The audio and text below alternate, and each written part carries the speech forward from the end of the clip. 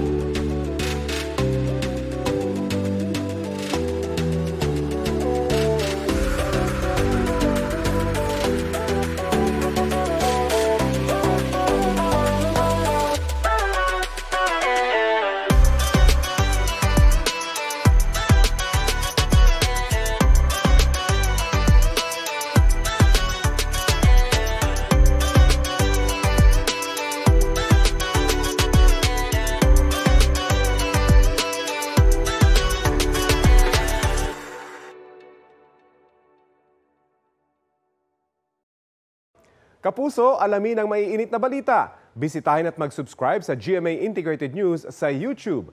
Sa mga kapuso abroad, samahan nyo kami sa GMA Pinoy TV at sa www.gmanews.tv.